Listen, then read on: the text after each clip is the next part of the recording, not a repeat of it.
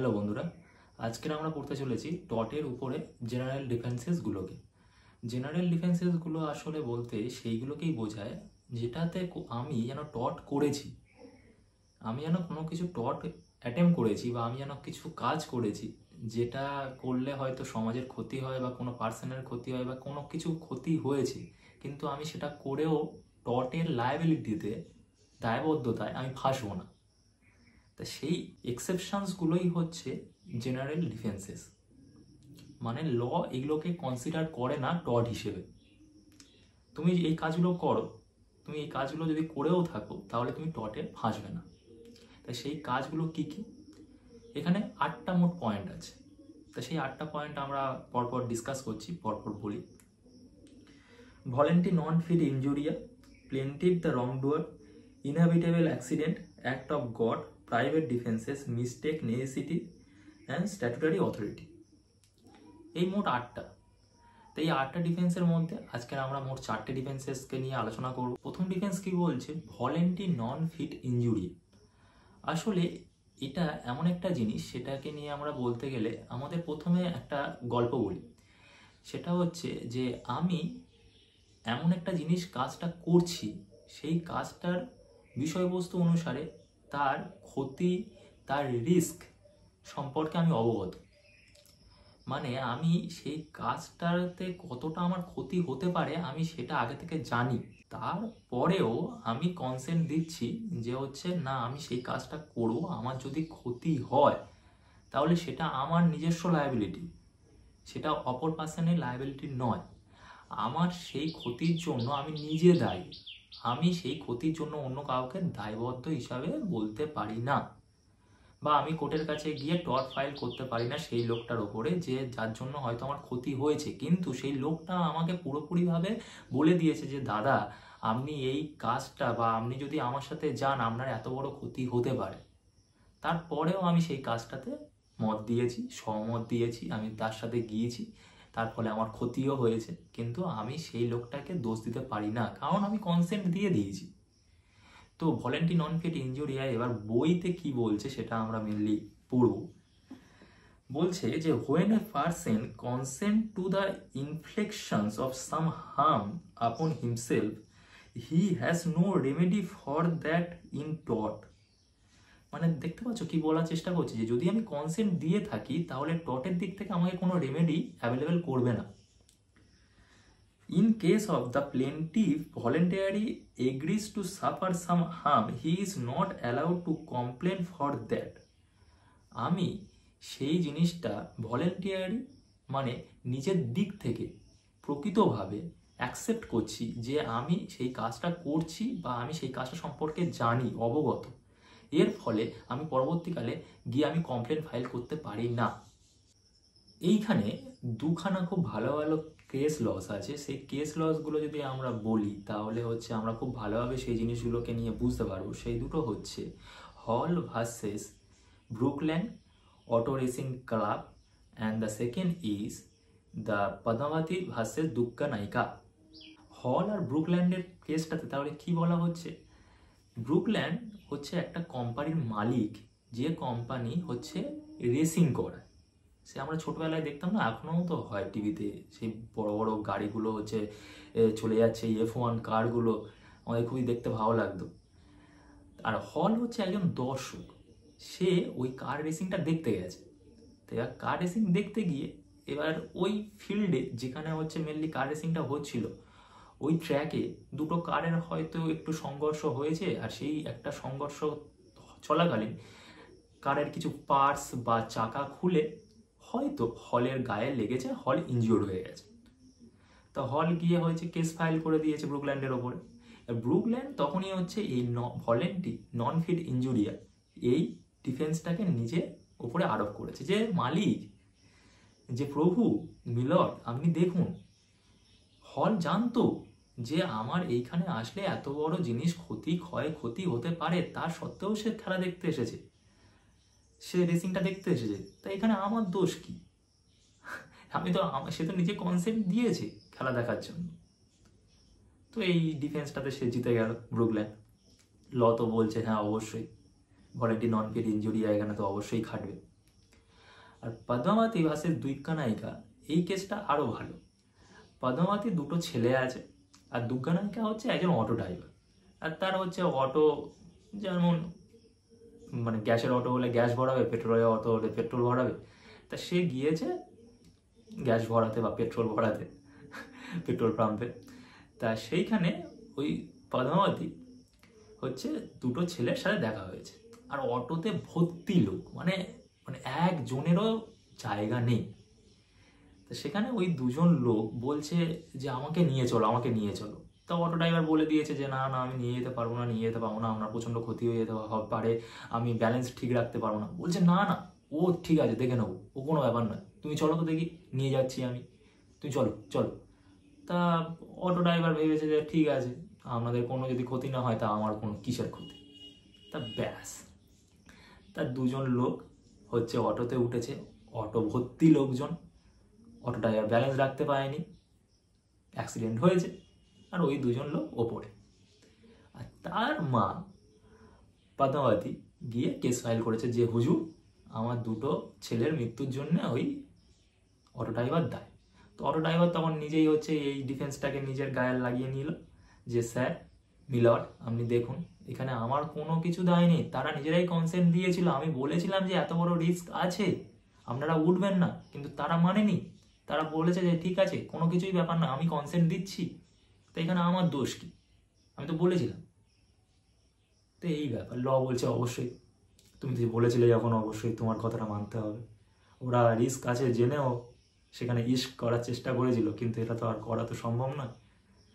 তো এই ব্যাপারটা ভলেন্টি নন পেড ইনজুরি এটাই বলছে যে তুমি যদি কনসেন্ট দিয়ে থাকো, তাহলে হচ্ছে তোমার যদি সেই হার্ম হয়, তোমার লস হয়, তুমি গিয়ে কোর্টের কাছে আপিল করতে পারো না, কোনো কিছু কমপ্লেন ফাইল করতে পারো না, কোর্ট সেটা দেখবে না।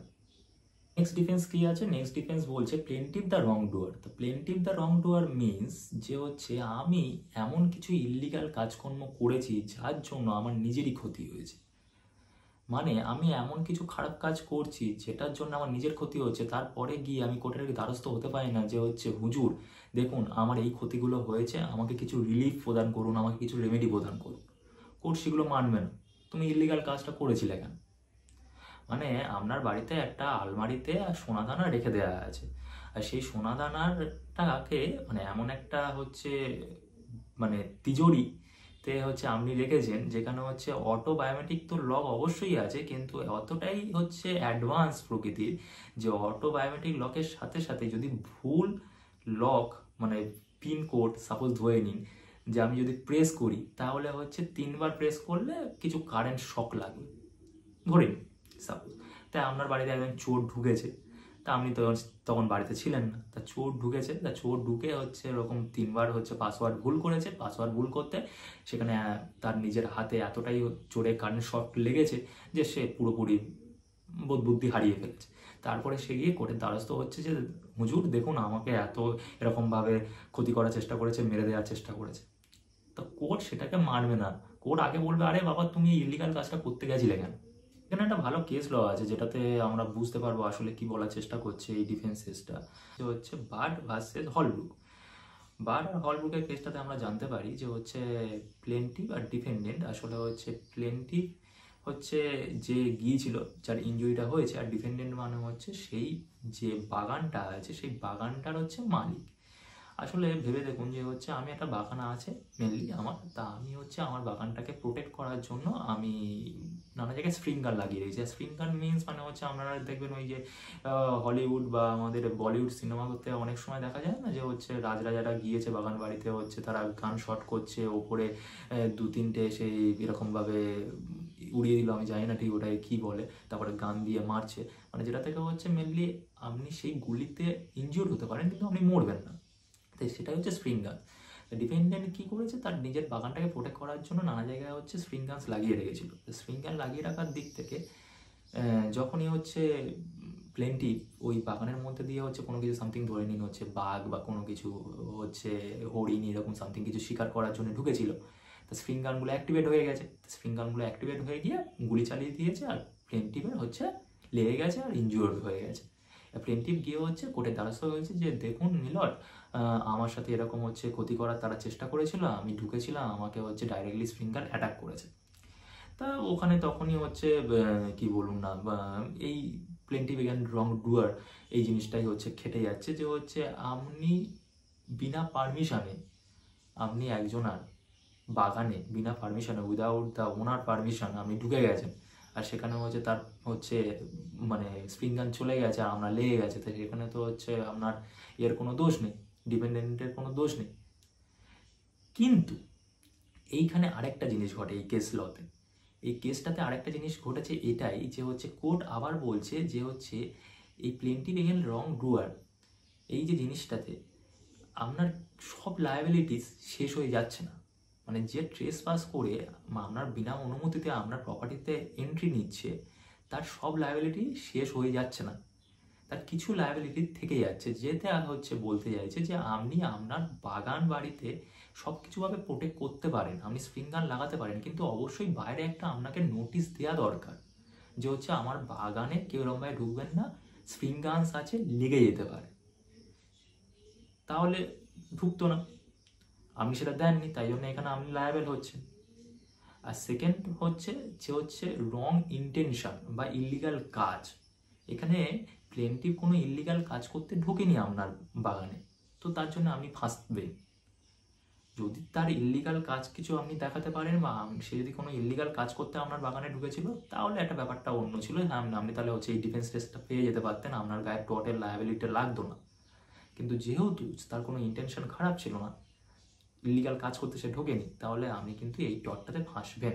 নেক্সট ডিফেন্স কি বলার চেষ্টা করছে যে ইনহ্যাবিটেবল অ্যাক্সিডেন্ট।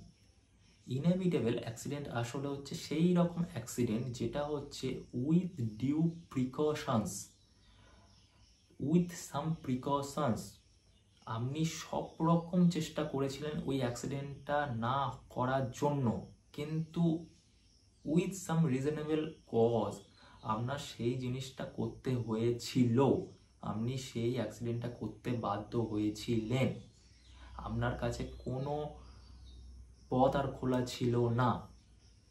মানে ইনএভিটেবল অ্যাক্সিডেন্ট বলতে এটাই বোঝার চেষ্টা করছে যে হচ্ছে আপনি সেই কাজটা করতে বাধ্য ছিলেন, সেই অ্যাক্সিডেন্টটা হতেই হতো, কোনো কিছুভাবে ভগবান আসুক, যদি ভগবান এসে বাঁচাতে পারতো তাহলে একদম ভগবানেরই লাস্ট ভরসা, কোনো হিউম্যান বিং সেইটাকে রুখতে পারতো না, আমাদের হাতে কোনো পাওয়ার নেই যে আমরা সেই অ্যাক্সিডেন্টটাকে বন্ধ করতে পারতাম, শুধুমাত্র ভগবানই হয়তো বন্ধ করতে পারতো। তো এইরকম অ্যাক্সিডেন্টকে বলা হচ্ছে ইনহ্যাবিটেবল অ্যাক্সিডেন্ট, মানে যেটাতে হচ্ছে কোনো কিছুভাবে সেই অ্যাক্সিডেন্টটাকে বন্ধ বা রুখে দেওয়া যাবে না বা স্টপ করা যাবে না। কিন্তু কিছু জিনিস যেন আপনাকে যেন বোঝাতে হবে কোর্টকে এই ডিফেন্সেসটা পাওয়ার জন্য, যেমন হচ্ছে যে আপনার all over the purest intention ছিল যে হচ্ছে আপনি চাইছিলেন যে ওইটা যাতে বন্ধ হয়ে যাক, আপনি চাইছিলেন যেন হচ্ছে কোনোভাবে হচ্ছে এই অ্যাক্সিডেন্টটা না হোক। সেকেন্ড হচ্ছে আপনি সব রকমের হচ্ছে প্রিকশনারি কজ মেনটেন করেছিলেন যাতে হচ্ছে এই অ্যাক্সিডেন্টটা না হয়, আপনি সব রকম স্টেপ নিয়েছিলেন কিন্তু তাও আটকাতে পারেননি। এখানে একটা ভালো কেস লস আছে, সেটা হচ্ছে স্ট্যানলি ভার্সেস পাওয়েলের। তা স্ট্যানলি আর পাওয়েলের কেসটাতে আসলে কি বলার চেষ্টা করছে যে প্লেন্টিভ আর ডিফেন্ডেড হচ্ছে একটা জঙ্গলে গিয়েছিল, তা ডিফেন্ডেড কি হয়েছে দূর থেকে সেই জঙ্গলে একটা কিছুকে শিকার করতে গিয়ে, মানে ধরে নিন জন্য হচ্ছে একটা হরিণকে সে শিকার করতে গিয়েছিল জঙ্গলে, তা সে হরিণকে দেখে সে হচ্ছে শ্যুট করে, কিন্তু সেই গুলিটা হরিণের গায়ে না লেগে সেটা একটা গাছের গায়ে লাগে, আর সেই গাছের গায়ে লেগে বাউন্স হয়ে সেই গুলিটা গিয়ে কার গায়ে লাগে, প্লেন্টিভের গায়ে লাগে, আর প্লেন্টিভ সেটাতে ইনজিওর্ড হয়ে যায়। তা প্লেন্টিভ সেটাতে ইনজিওর্ড হয়ে গিয়ে সেখানে কি হবে, তা প্লেন্টিভ গিয়ে হচ্ছে কেস করে, কমপ্লেন করে ডিপেন্ডেন্টের বিরুদ্ধে যে মিলক দেখুন আমার সাথে এরকম ক্ষতি করার চেষ্টা হয়েছে, আপনি আমাকে বাঁচান। এবার তার ডিপেন্ডেন্ট এই ডিফেন্সটা নিয়েই হচ্ছে সে নিজের গায়ে থেকে লায়াবিলিটিটাকে হটাতে পারে ডটের, যে হচ্ছে মিলর দেখুন আমি সব রকমভাবে চেষ্টা করেছিলাম, কিন্তু গুলি যেমন একবার বন্দুকের গুলি যখন একবার নল থেকে বেরিয়ে যায় তো সেটাকে তো কোনো কিছুভাবে আটকাতে যাবে না, না সেটা তো কোনো না কিছুভাবে গিয়ে একবার লাগবেই, কোনো না কোনো জায়গায়, কিন্তু সেইটা যে একটা গাছের গায়ে লেগে বাউন্স ব্যাক হয়ে প্লেন্টিভের গায়ে লাগবে সেটা তো আমি জানতাম না, আমার কোনো ইন্টেনশন ছিল না। I am the purest person, I have no intention to harm the plaintiff. সে পুরোপুরিভাবে একদম বলার চেষ্টা এটাই করছিল যে হচ্ছে আমার কোনো দায়বদ্ধতা নেই যে একটা গাছের গায়ে লেগে সেটা প্লেন্টিভের গায়ে ঘুরবে, আমি কিভাবে জানতাম মিলট? তো আমাকে আপনি দেখুন, তো তখন হচ্ছে এই ইনএভিটেবল অ্যাক্সিডেন্টটা খাটে যে আপনি কোনো কিছু করে সেই অ্যাক্সিডেন্টটাকে রুখতে পারবেন না। ফোর্থ ডিফেন্স কি বলার চেষ্টা করছে? ফোর্থ ডিফেন্স বলছে অ্যাক্ট অফ গড। আসলে এটা যদি আমরা সিম্পলিফাই করে বলতে থাকি তাহলে হচ্ছে এটা আসলে একটা প্রাকৃতিক কারণ। অতিরিক্ত বৃষ্টি, অতিরিক্ত খরা, অতিরিক্ত হচ্ছে বন্যা, অতিরিক্ত হচ্ছে স্টর্ম, ঝড় হচ্ছে, টর্নেডো এসেছিল, সুনামি সামথিং কিছু, মানে যেটা প্রাকৃতিক ঘটনা, যেটা ভগবানের দ্বারা সৃষ্ট, যেটাতে মানুষের কোনো দায়বদ্ধতা নেই, বা মানুষ ইজ না, মানে কি বলতে পারবো যে হচ্ছে মানুষ সেটা নিজে সৃষ্টি করেনি, সেটা ভগবানের দ্বারা সৃষ্ট। তো এই অ্যাক্ট অফ গড হতে গেলে মেনলি দুটো কিন্তু পয়েন্ট হতেই হবে মেনলি। সেটা হচ্ছে এক, প্রাকৃতিকভাবে সৃষ্ট, আর সেকেন্ড হচ্ছে যে জিনিসটা নিয়মিত হয় সেইটা দ্বিগুণ হতে হবে, তবেই সেটা অ্যাক্ট অফ গডে কন্ডিশনার, তবেই কিন্তু অ্যাক্ট অফ গডে সেটা কনসিডার হবে। প্রথমটা কি, যে প্রাকৃতিকভাবে সৃষ্ট, ভগবান দ্বারা সৃষ্ট। আর সেকেন্ড হচ্ছে যেটা হয় প্রতি বছর বা প্রতিদিন, বা নর্মাল বৃষ্টি যেমন হয়, নর্মাল ঝড় যেমন হয়, বা নর্মাল খরা যেমন হয়, মানে সেটা তো একটা মানুষের নিয়মিতভাবে প্রতি বছর তারা জানে যে এইটার কেমনভাবে, হ্যাঁ নর্মাল বৃষ্টি প্রতি বছর বৃষ্টি বর্ষাকালে যেটা হয় সামথিং রেনফল যেটা হয়, তো ওটা নর্মাল।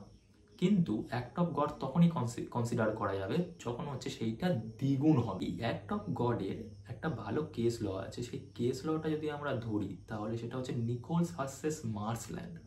এই নিকোলস ভার্সেস মার্শল্যান্ড কেসটাতে বলা হচ্ছে যে হচ্ছে ডিফেন্ডেন্ট তার বাড়িতে একটা আর্টিফিশিয়াল লেক বানিয়েছিল। তা একদিন প্রচণ্ড বৃষ্টিপাতের জন্য সেটা ওভারফ্লো হয়ে যায়। এতটাই বৃষ্টিপাত হয়েছিল যেটা মানে তার দ্বিগুণ। ওভারফ্লো করার জন্য সামনে যে প্লেন্টিভের বাড়ি ছিল সেই প্লেন্টিভের বাড়ি শুধু ড্যামেজ হয়ে গেছে, মানে বাড়ি শুধু উড়ে গেছে, ভেঙে গেছে, পাঁচিল পড়ে গেছে, সামথিং তার বাড়িতে জল ঢুকে হয়েছে। তো প্লেন্টিভ গিয়ে কোর্টের দ্বারস্থ হয়েছে যে মিলর্ড বাঁচান, আপনি হচ্ছে আমার শেষ ভরসা। তখন হচ্ছে ডিফেন্ডেন্ট এই অ্যাক্ট অফ গডের দিক থেকে বেঁচে যেতে পারে, যে মালিক আমার কোনো হচ্ছে দায়বদ্ধতা নেই, এটাই হচ্ছে ভগবানের ওপরের ব্যাপার। অ্যাক্ট অফ গড হয়েছে যে এটা প্রাকৃতিক কারণে প্রচণ্ড বড় বৃষ্টিপাত হয়েছে, প্রচুর বৃষ্টিপাত হয়েছে, এটা হচ্ছে প্রাকৃতিক কারণে, আমার নিজস্ব কারণে বৃষ্টিপাত তো হয় না। আর সেকেন্ড হচ্ছে যে যত বৃষ্টিপাত হয় প্রতি বছর সেটা কিন্তু এবছর সেরকম বৃষ্টিপাত হয়নি, তার দ্বিগুণ বৃষ্টিপাত হয়েছে মিলর, তার জন্য ওভারফ্লো হতে বাধ্য ছিল। আমি যে লেকটা বানিয়েছিলাম সেটা বৃষ্টির জল নিয়েও কিন্তু ভালোভাবে থাকতে পারে, প্রতি বছর তাই হয়, কিন্তু এবছর এতটা বেশি বৃষ্টিপাত হয়েছে তার জন্য ওভারফ্লো হয়ে গেছে, এটা আমার কিছু করার নেই। তো এটাই হচ্ছে অ্যাক্ট অফ গডের হচ্ছে ডিফেন্স। এই অ্যাক্ট অফ গড হলে এটাকে বাঁচা যেতে পারে। তো বন্ধুগণ, আশা করি তোমাদের ভিডিওটা ভালো লেগেছে। এই চারটে ডিফেন্স তোমরা খুবই ভালোভাবে বুঝতে পেরেছো। যদি ভিডিওটা ভালো লেগে থাকে তাহলে লাইক, কমেন্ট আর সাবস্ক্রাইব করতে ভুলবে না। দেখা হচ্ছে পরের ভিডিওতে।